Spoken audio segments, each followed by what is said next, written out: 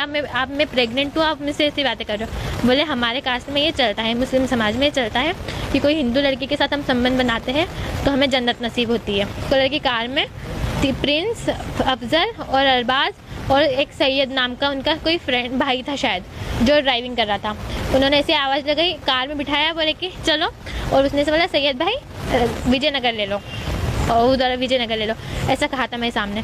फिर सब नाश्ता ही कर रहे थे तो मुझसे पूछ रहे थे कि आप नाश्ता कर लो, जैसे समोसा वगैरह खा रहे थे। तो मैंने कहा कि नहीं मुझे नहीं चाहिए, तो उन्होंने कहा कि खा लो, सब नाश्ता कर रहे हैं। फिर मैंने लिया, एक समोसा दिया था और पानी की बोतल दी थी और मैंने वो खाया।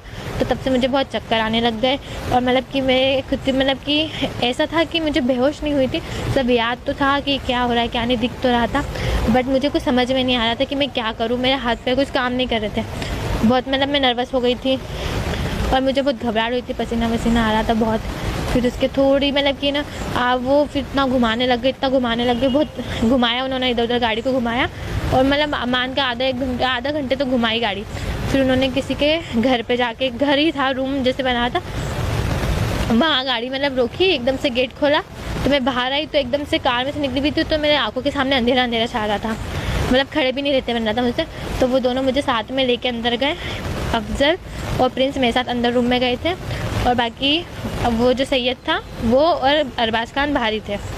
बाकी फिर वो उन्होंने मुझे अंदर अपनी बातें कह रहे थे वो कि ना हाँ आपको जॉब दिला देंगे। फिर मैंने कहा कि यहाँ का कौन सी जॉब की बात हो रही है, तो उन्होंने कहा कि आप हमारा काम कर दो, आपकी जॉब भी पक्की और ऊपर से आपको पैसों की भी कभी कमी भी नहीं आने देंगे, पैसे देते रहेंगे, ऐसा उन्होंने कहा। तो मैंने कहा कौन सा काम, तो बोले आप समझ जाओ।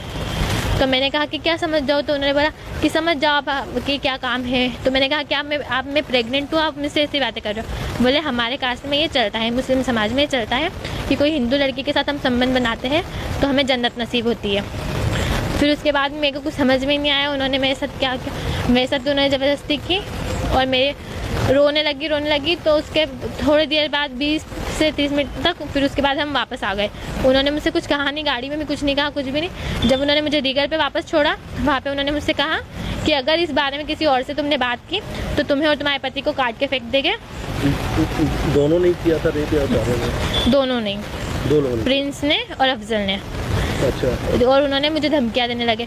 फिर उसके बाद मैं घर, अब मेरे को छोड़ा ब्रिज के नीचे तो तब भी मुझे चक्कर आ ही रहे थे मुझसे, मतलब कैसे कि जैसे हालत नहीं। किसने किया था आपके साथ रेप? प्रिंस और वो अफजल, और दो उनके साथ सहयोग में थे? हाँ बाहर थे, वो बाहर खड़े थे। अच्छा।